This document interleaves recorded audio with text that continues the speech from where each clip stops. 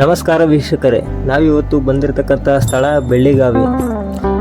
ಈ ಬೆಳ್ಳಿಗಾವಿ ಸ್ಥಳವು ಶಿವಮೊಗ್ಗ ಜಿಲ್ಲೆಯ ಶಿಕಾರಿಪುರ ತಾಲೂಕಿನಲ್ಲಿರುವ ಒಂದು ಐತಿಹಾಸಿಕ ಸ್ಥಳ. ದಕ್ಷಿಣದ ಕೇದಾರನಾಥವೆಂದು ಕರೆಯಲ್ಪಡುತ್ತದೆ. ಶಿಕಾರಿಪುರ ಪಟ್ಟಣದಿಂದ ಸುಮಾರು 21 ಕಿಲೋಮೀಟರ್ ದೂರ ಇರುವ ಈ ಪುಟ್ಟ ಹಳ್ಳಿ ಅಲ್ಲಮ ಪ್ರಭುಗಳ ಜನ್ಮಸ್ಥಳವೂ ಹೌದು.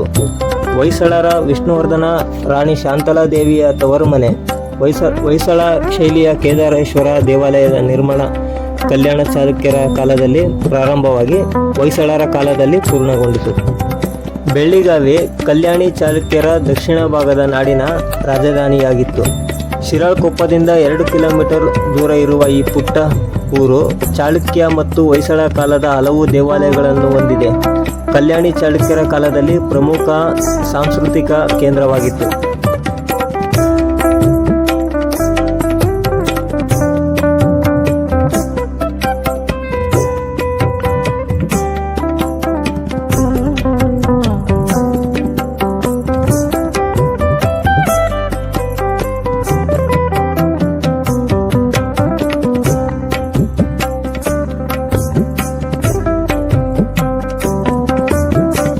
ದೇವಸ್ಥಾನವು ಶಿರಾಳಕೊಪ್ಪದಿಂದ ಕೆರೆಯ ಬದಿಯಲ್ಲೇ ಬರುವಾಗ ಮೊದಲಿಗೆ ಗೋಚರಿಸುವುದು ಕೇದಾರೇಶ್ವರ ದೇವಸ್ಥಾನ. ಈ ದೇವಸ್ಥಾನದಲ್ಲಿರುವ ಲಿಂಗವನ್ನು ಚಾಲುಕ್ಯರು ಪ್ರತಿಷ್ಠಾಪಿಸಿದ್ದಾರೆ. ನಂತರ ಇದರ ಇಸವಿಯು 1059ರಲ್ಲಿ ದೇವಾಲಯವನ್ನು ತ್ರಿಕೋಟಾಚಲ ಶೈಲಿಯಲ್ಲಿ ನಿರ್ಮಿಸಿ ಪೂರ್ಣಗೊಳಿಸಿದವರು ಹೊಯ್ಸಳರು. ಸ್ಥಳ ಮಹಾರಾಜ ಹುಲಿ ಕೊಲ್ಲುವ ದೃಶ್ಯದ ಕೆತ್ತನೆಯ ಪ್ರಮುಖ ಗರ್ಭಗುಡಿಯ ಗೋಪುರದ ಮುಂಭಾಗದಲ್ಲಿ ರಾರಾಜಿಸುತ್ತದೆ. ಈ ದೇವಾಲಯದ ಮುಖಮಂಟಪ ದೇವಾಲಯಕ್ಕೆ ತಾಕಿಕೊಂಡು ಇಲ್ಲ.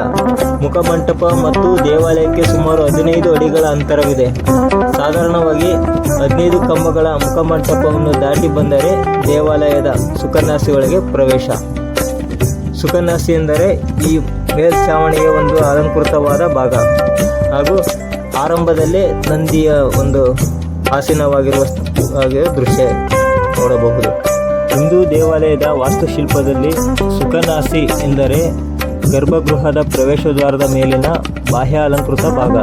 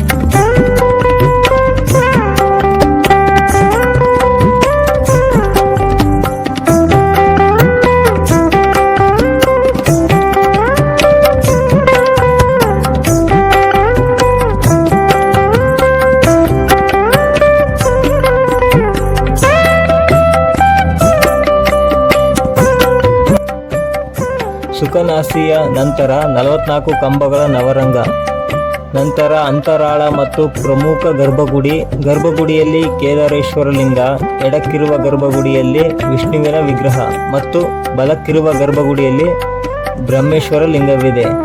ನವರಂಗದಲ್ಲಿ 15ಕ್ಕೂ ಅಧಿಕ ಚಾಲುಕ್ಯ ಶೈಲಿಯ ಪ್ರತಿಬಿಂಬ, ನೇರವಾಗಿಯೂ ತಲೆಕೆಳಗಾಗಿಯೂ ಕಾಣುವ ಕಂಬಗಳು, ಒತ್ತೊತ್ತಾಗಿ ನಿಲ್ಲಿಸಲಾಗಿರುವ ಈ ಕಂಬಗಳ ಸಮೂಹವನ್ನು ನೋಡುವುದೇ ಚಂದ.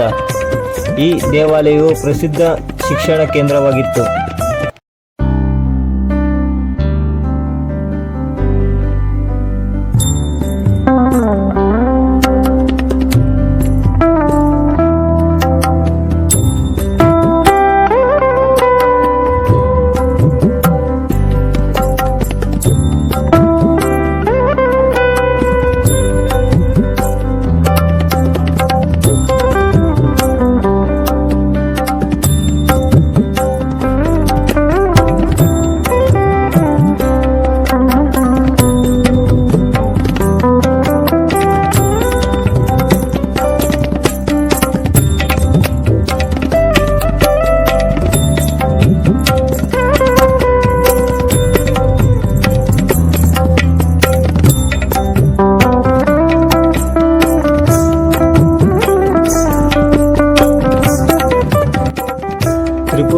ತ್ರಿಕೋಟಾಂತಕೇಶ್ವರ ದೇವಾಲಯವನ್ನು 1039ರಲ್ಲಿ ನಿರ್ಮಿಸಲಾಗಿತ್ತು. ಹೊಯ್ಸಳ ಶೈಲಿಯ ನಕ್ಷತ್ರಾಕಾರದ ಅಡಿಪಾಯ ಈ ದೇವಾಲಯಕ್ಕಿದೆ. 9 ದ್ವಾರಗಳಿರುವ ಈ ದೇವಸ್ಥಾನದ ಪ್ರಮುಖ ದ್ವಾರ ಯಾವುದೆಂದು ತಿಳಿದುಕೊಳ್ಳುವುದೇ ಸಮಸ್ಯೆ. ನಂತರ ನಂದಿ ಇದ್ದ ದ್ವಾರವೇ ಪ್ರಮುಖ ದ್ವಾರ ಎಂದು ತಿಳಿದುಬಂತು. ಇದೊಂದು ವಿಚಿತ್ರ ಶೈಲಿಯ ತ್ರಿಕೋಟಾಚಲ ದೇವಸ್ಥಾನ.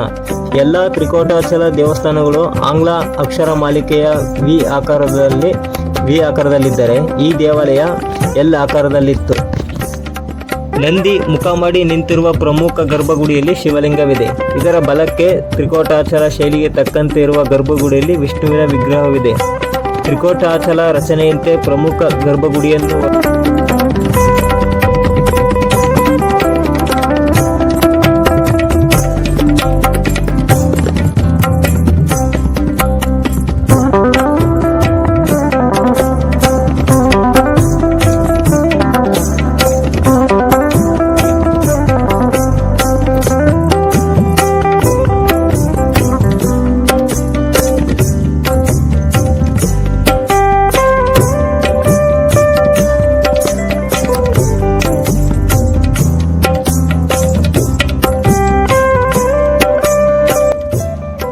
ಈ ಬೆಳ್ಳಿಗಾವಿ ದೇವಸ್ಥಾನವು ಊರಿನ ಮಧ್ಯದಲ್ಲಿರುವುದು. ತ್ರಿಪುರಾಂತಕೇಶ್ವರ ದೇವಾಲಯ ಹೊರಗಿನಿಂದ ನೋಡಿದರೆ ಏನೂ ವಿಶೇಷತೆಯಿಲ್ಲದಂತೆ ತೋರುವ ಈ ದೇವಸ್ಥಾನ ಒಳವಕ್ಕರೆ ವಿಸ್ಮಯಗಳ ರಾಶಿಯನ್ನೇ ಕಣ್ಣೆದುರಿಗೆ ಇಡುತ್ತದೆ. ಸಂಪೂರ್ಣವಾಗಿ ಕುಸಿದಿದ್ದ ಈ ದೇವಸ್ಥಾನವನ್ನು ಭಾರತೀಯ ಪುರಾತತ್ವ ಇಲಾಖೆ ಮೂಲ ರಚನೆಗೆ ತಕ್ಕಂತೆ ಪುನಃ ನಿರ್ಮಿಸಿದೆ. ಹಾಗಿದ್ದರೂ ದೇವಾಲಯ ಕುಸಿದು ಬಿದ್ದಂತಿರುವಂತೆಯೇ ತೋರುತ್ತದೆ. ಹಾಗೆಂದುಕೊಂಡೇ ದೇವಾಲಯದ ಸಮೀಪ ತೆರಳಿದ ನಮಗೆ ಸಂಪೂರ್ಣವಾಗಿ ಕುಸಿದಿದ್ದನ್ನು ಈ ಮಟ್ಟಕ್ಕೆ ಪುನಃ ನಿರ್ಮಿಸಲಾಗಿದೆ ಎಂದು ಅಲ್ಲಿನ ಉದ್ಯೋಗಿ ತಿಳಿಸಿದರು.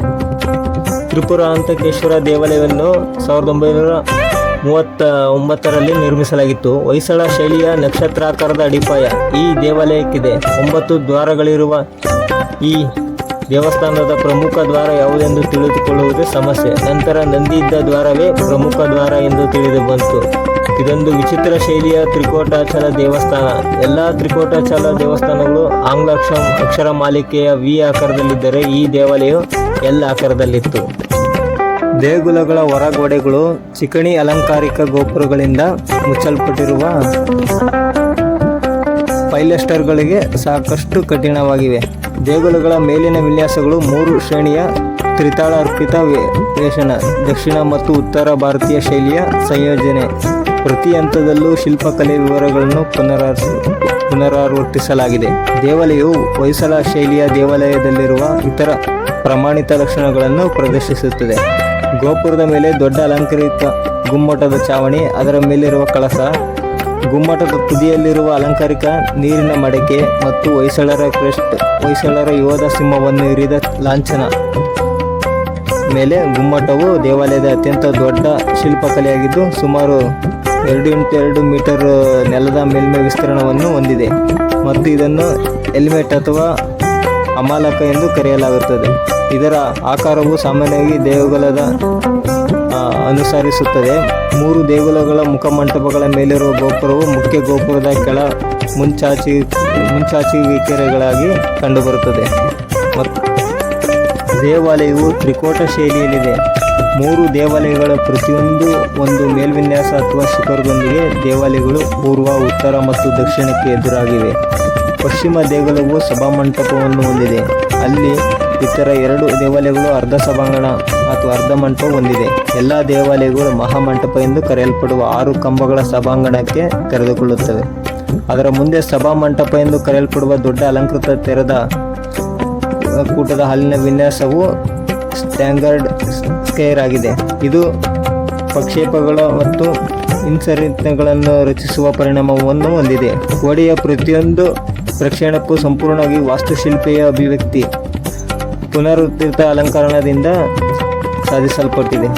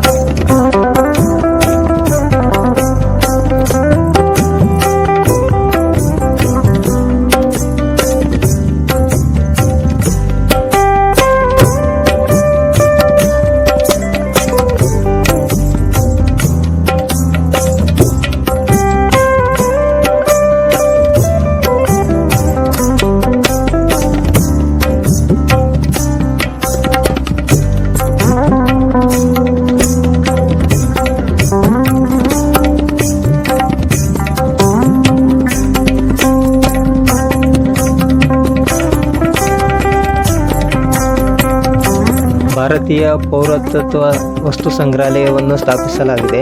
ಈ ಒಂದು ಸಂಗ್ರಹಾಲಯದಲ್ಲಿ ಅವಾಗಿನ ಒಂದು ಹಾಳಾಗಿರುವ ವಾಸ್ತುಶಿಲ್ಪಗಳನ್ನು ಮರುಸ್ಥಾಪಿಸಿ ಅದನ್ನು ಸಂರಕ್ಷಿಸಲಾಗಿದೆ. ಬೇರುಗಲ್ಲು ಮತ್ತು ಹಳೆ ಶಾಸನಗಳು ಮತ್ತಿತರ ಸುಮಾರು ಒಂದು ನಶಿಸಿ ಹೋಗುವಂತಹ ವಸ್ತುಗಳನ್ನು ಸಂಗ್ರಹಿಸಲಿಟ್ಟು ಒಂದು ಸಂರಕ್ಷಣೆ ಮಾಡಲಾಗಿದೆ.